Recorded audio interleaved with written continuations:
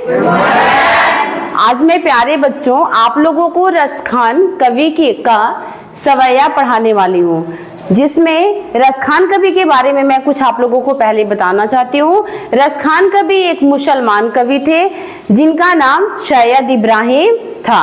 हिंदी में आने पर इनको रसखान नाम मिला। रसखान नाम के अर्थ की बात करें, शाब्दिक अर्थ की बात करें तो रस की खान, यानी इनके अंदर बहुत कृष्ण भक्ति जैसा आनंद भरपूर मात्रा में पाया जाता था। तो आइए शुरू किया जाए रसखान कवि का पहला सवैया। ओके, मानुष हो तो वही रस खानी, मानुष हो तो वही रस खानी, बसो ब्रज गोकुल गाँव के ग्वारन, जो पशु हो तो कहाँ बस मेरो चरो नित नंद की धेनु मझारन, पाहन हो तो वही गिरी को, पाहन हो तो वही गिरी को, जो कियो कर छत्र पुरंदर धारन, जो खग हो तो बसेर करो मिली कालंदी कुल कदम्ब की डारन। तो इसमें किस छंद का प्रयोग हुआ है? तो इसमें बच्चों सवैया छंद का प्रयोग हुआ है। किस छंद का? Very good. तो आइए शुरू किया जाए। रसखान कवि कहते हैं बच्चों कि अगर मुझे मनुष्य का जन्म मिले, अगर मुझे मनुष्य का जन्म मिले तो मैं किस रूप में पैदा होना चाहूंगा। तो देखो बोल रहे हैं मनुष्य हो तो वही रस खानी। रसखान कवि कहते हैं कि अगर मुझे मनुष्य का जन्म प्राप्त होता है तो मैं कहाँ रहना पसंद करूंगा? ब्रज गोकुल गांव के ग्वालों के मध्य में, बीच में, उनके सानिध्य में रहना पसंद करूंगा।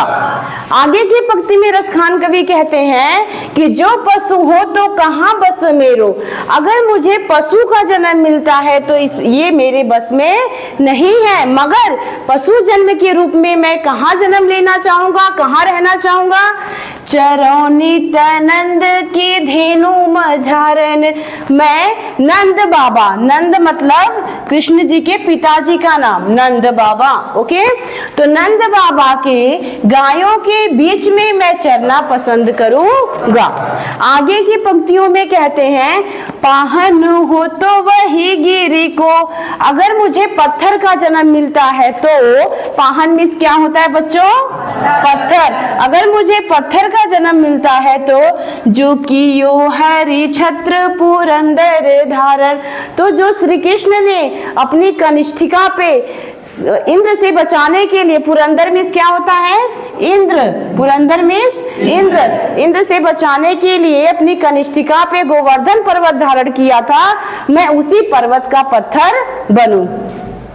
आगे की पंक्तियों में रसखान कवि कहते हैं जो खग हो तो कहाँ बस मेरो, जो खग हो तो बसेर करो, अगर मुझे पक्षी का जन्म मिलता है तो मैं कहाँ रहना पसंद करूंगा? बसना मतलब रहना, बसेरो मतलब रहना। मिली कालंदी कुल कदम्ब की डारन, मैं कालिंदी, कालिंदी यमुना की पर्यायवाची है। कालिंदी किसकी पर्यायवाची है? यमुना नदी की, कुल मतलब किनारे, कदम्ब वृक्ष की डालों पर मैं रहना पसंद करूंगा। इस प्रकार से रसखान कवि कहते हैं कि अगर मुझे मनुष्य के रूप में जन्म मिलता है तो मैं ग्वालों के बीच में रहना पसंद करूंगा, अगर मुझे पशु का जन्म मिलता है तो नंद बाबा के गायों के बीच में चरना पसंद करूंगा, अगर मुझे पत्थर का जन्म मिलता है तो मैं गोवर्धन पर्वत का पत्थर बनना चाहूंगा, अगर मुझे पक्षी का जन्म मिलता है तो मैं कालिंदी यमुना नदी के किनारे